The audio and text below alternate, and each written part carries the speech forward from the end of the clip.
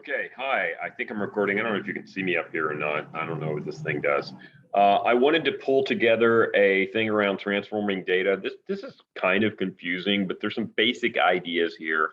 And depending on how good you are around knowing some of your other functions like log functions, especially log functions, this may or may not be as confusing, but it's a little confusing to begin with. But there's some basic ideas here, which I think if I show you numbers in a spreadsheet will make it easier. So I have made up some data.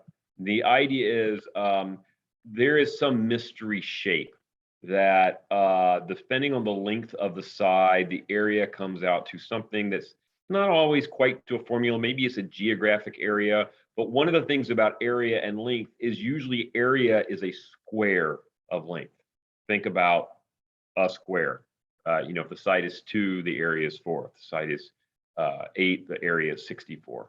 And so that is a very common thing. And if you read the book, they'll talk about things like area and volume, which is to the third power, is also a very common phenomena of that's not linear. So I have my mystery shape here that when the side is 1 or 2 or 3 or 4 or whatever I'm measuring in, the area goes up in some kind of quadratic fashion. It's growing at a faster rate than linear. And I can graph this. And so if I graph it, if I can find the right one, because I graphed it a whole bunch of ways, there it is. Okay, when you graph this, you can see, well, this is clearly some kind of growth function. It may be quadratic, it may be exponential, but it definitely is curving upward. So this linear model is not really appropriate. And if you look at the residual, this is a clear example of like, okay, linear model is not appropriate. So what can you do? Well, there's several ways to straighten this data out so that you can use everything we know about linear models. So I'm going to show you a couple, some which work better than others. And the main thing is you need to realize there are different ways to do it. You pick which one that you think is best. There's a way to tell kind of what you think is best. And then the other hard part is getting the predicted value out, because these models are not what we're used to. And so we usually have to do a second step after we plug our X in to figure out what's the actual predicted value versus the predicted value on the graph. And I'm hoping this will become apparent as I show you some of this data. All right, so the very first thing I can do, and the book suggests this as well, is I could say, well, rather than compare length to area, maybe I could do length squared to area. So instead of graphing, so once again, we're talking about data. Instead of graphing the 1-2 pair, the 2-9 pair, the 3-17 pair, instead of doing those original X's, I'm going to do a 1-2 pair. I'm going to do a 4-9 pair. So instead of graphing 2-9, I'm going to graph 4-9. Instead of graphing 3-17, I'm going to graph 9-17. And so I'm going to graph this data. So this is the data that's real data that's going to help me generate my line of best fit, because I don't have that yet. So when I graph this data, if I can find it, I'm going to probably grab the wrong one first. Nope, that's not it. Nope, not it. There, nope, must be the last one. Yeah, so here you can see my graph here is length squared. So I'm using the numbers 1, 4, 9, those things squared. And then my areas have the same. So once again, these were the dots that I plotted. And then I use that new plot. This is no longer my original plot. This is a new plot because I've transformed my X values into something else. I can then say, okay, make me a line of best fit for that. And this looks pretty good. It looks pretty straight. My residual looks pretty good, which is one way I tell that, okay, maybe this is a good model. My correlation is ridiculously high. It's almost 1. And then I've got an equation down there, which we'll talk about again. But so this was an idea. This is not actually how the book recommends doing it. They're going to do it this next way, or some other ways. But this is the idea. It's like, okay, I'm not graphing my original data. I'm graphing some variation of my original data that helps when I graph it, makes it more straight. So then I can do a least squares regression line on that new transformed data. All right. So back to my data. So we tried, this is what I'm calling version 2. We did length squared versus area. The other thing we could do is keep our x's the same, but change our y's from my original y's of 2, 9, 17, and so forth to square roots, because that would kind of make sense. Well, things are being squared. If I take square roots of these numbers, so my 2, 9, and 17 get transformed to 1.4, 3, and 4.12. And then I graph these, maybe that's a relatively straight line. So let's see if I can find that. I'm gonna guess it's that one. Yeah. So this looks almost the same as the previous one. You're like, isn't that the same one? No, because I got length down here. See, 1, 2, 3, 4, 5, 6, 7, 8, 9, 10. But over here, my numbers are smaller because I took the square roots of all these. So that's looking pretty good too. So maybe I should do this one. Maybe I should stop now. Maybe I should stop now. But I want to see that there's one other one that's going to be a little trickier that I just want you to see. But if you understand this idea of, oh, I've changed the X to something, or I've changed the Y to something so it lines up better, I know what that transformation is.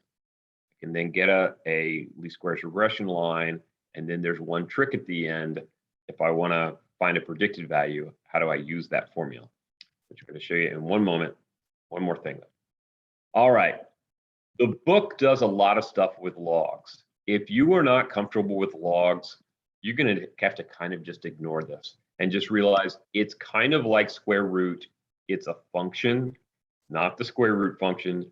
It's a different function, but in the same way that squares and square roots are inverse operations, the log and the power of whatever base it is, log is base 10 and natural log is base e, they're just inverse operations. And if you don't understand it, just agree that like, oh, it's kind of like square root and square. It's just a function I'm not familiar with. At one point in time, you didn't know what a square root or a square was, and you learned it. So at some point, you could learn this if it became important. But I'm going to teach you how to undo it, which is the main thing. So there is something called a log. Okay. So if I take the log of these numbers, just like I took the square root of numbers, it spits these things out. And you either understand, oh, this is 10 to the 0.3, this is 10 to the 0.954, this is 10 to the 1.23. That would give me those original numbers, 2, 9, and 17. If I raise 10 to these powers, it would give me my 2, 9, and 17 for my first three things. Okay. When I graph that, this graph is not so great. This is this graph. This is not so good. But the idea is, let's pretend that was good because we're going to use this. Like, let's say it's a good line. How do I use this line? I'm going to show you one more that is good. So they also did in the book where I did the log of both of them. So I'm transforming both my X and my Y, which is a little weird, but they do it in the book. And then I think it's my last graph. If I can find it, it's very straight. That's not it. This is it. So I've got log length here. 10 to the 0 is 1, 10 to the 1 is 10. That's why those things are at the end. And then these are those other values and the exponents, that 10 to the whatever. Very straight. We're not going to look at that one. It's very confusing. But I just want you to, and there's another variation I've got down here, which is the natural log, which is just a different function. Don't worry about it. All right. There's a lot of talking. So the question is, which one of these is best? If you find one right away that works, you could probably use it. Like this probably is fine. Oops. This one we probably did here is fine. The square root is probably fine, but I want to show you how log works because I want you to understand, oh, there's nothing to be frightened of here. It's just not a function that I'm used to. All right. So normally I'm going to use 5 as, oh, which one's best? Let's talk about which one's best. So we're looking at our residuals. That residual looks okay. So maybe I could use that model. This residual looks okay. It looks random. What clearly does not look very good is this model. I probably don't want to use that. And where's my original model? My original model is here. Clearly don't want to use that. Okay. So the advice in the book is you find a model where you've got kind of a random scatter, you think it's good, and then you look at the R values.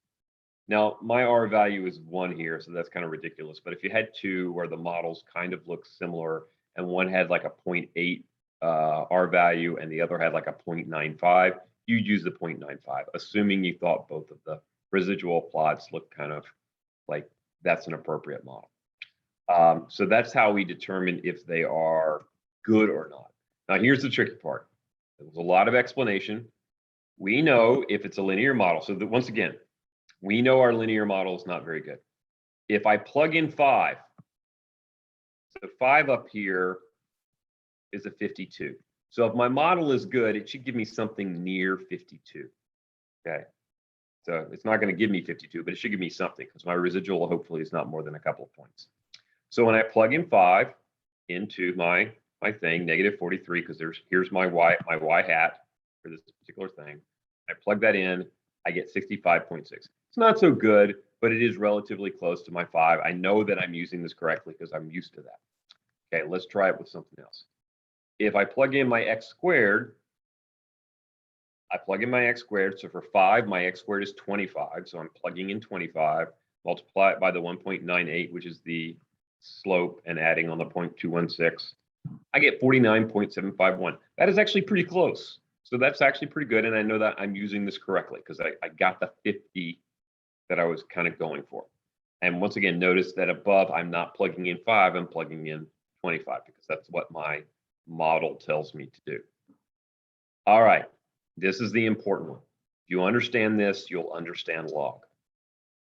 So in this one, I am doing, I've converted everything into, oh, this is written wrong.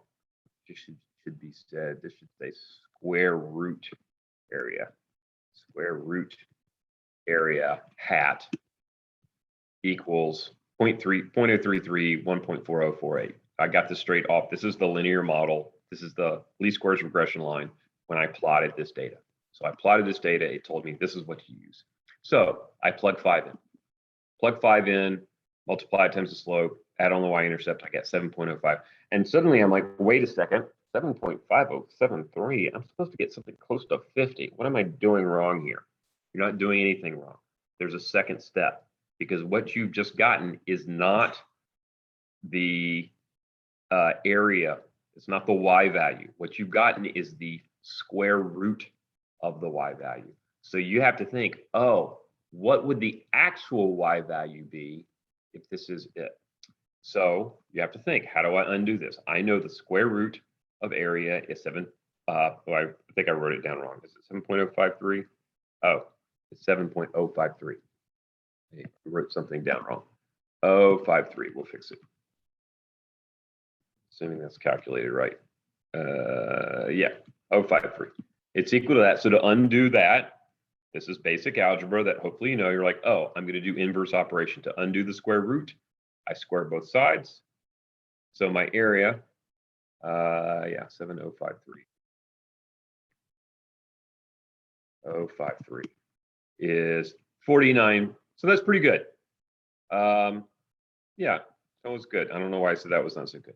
That was okay. Just to understand that I got this thing, and because my y value was not, the model was not telling me what my y value was going to be, but what some transformed value of my y value is going to be. There's a second step to figure out what was the actual y value. This is really important. And this is what we're going to do on logs. And even if you don't understand what a log is, you'll understand, oh yeah, I understand why there's a second step at the end. All right, almost done. So this model right here is not actually that good, but it's the simplest to understand. If we go back and look at this model, you will see, I can find it because it doesn't look so good. It's this one right here. It's not great, but it's the simplest to understand. So I'm looking for 5. My predicted is going to be probably slightly less than 52. This is actually our 52 number, but it's the log of it. So it's 1.76. You want to find, do 10 to the 1.716. You'll get 52. All right, so I'm going to do the same thing. I plug in my 5 to my equation. And this equation, once again, came straight from here. I copy and pasted it there. Okay, came straight from there. I plug in my 5. It gives me 1.513. I'm like, wait, that can't be right. I'm supposed to get like 50. because I know the data for 5 was 52, so I should get something around 50. Because this is not the answer. This is the log of the answer. Okay, so to find the area, I know the log of the area, or the y value, is 1.5138. And this is where I have to know what's the inverse of a log function. And the weird thing that's the inverse of a log function, if you go out to Khan Academy, spend an hour out there, you will understand logs much better. But basically, if we take both numbers and say 10 to that number on both sides, it undoes the thing. It's kind of strange, but that's how we undo it. So I'm going to raise 10 to the log area, 10 to the 1.53. That's an inverse function on one side, so it just magically becomes area, in the same way that when I squared both sides, this magically became area. And then on the other side, I raised 10 to the 1.5138 power, and it gives me 32.64, which is terrible, but it's closer to 52 than 1.5138. And if we actually look at our model, you will see that, oh yeah, I was expecting something to be under predicted. My prediction is well under where my data point landed. So that 32 is not so unexpected. If you look at 8 out here, 8 lands, the data point lands right on the prediction line. So if I plugged an 8 into this, I better get something really close to whatever my original answer for 8 was. My original answer for 8 was 127. That was my real data. So if I plug in 8 into this model over here, I should get something very close to 127. So let's just try that. So once again, plugging in the 8 to my equation. When I do that, I get 2.1093. That means that's not my answer. That's the log of my answer. Log of my answer is that. So undo it. I raise both sides to the 10. The log is undone, so I'm just left with area. 10 to the 2.1913. Oh, I almost recognize it's a little bit more than 100. In fact, when I plug that into my calculator, it is 128.617, which is almost exactly my real data. Okay, so once again, what you need to understand here is when things come out curved, we can choose to transform either the x or the y to something that makes it look more linear on the graph. That's going to change what our least squares regression lines are. They'll be linear, but in many cases, there'll be a second step that you have to do when you're looking at predicted values, because what you're getting is not the actual y value, but some function of the y value that you then have to undo. Okay, this takes some practice. Oh, and the other thing is just, we're still looking at our residuals to tell if, whatever we picked is appropriate. Okay, that was pretty long. I'm going to stop recording if I can remember how to do that. Stop recording. All right, ciao.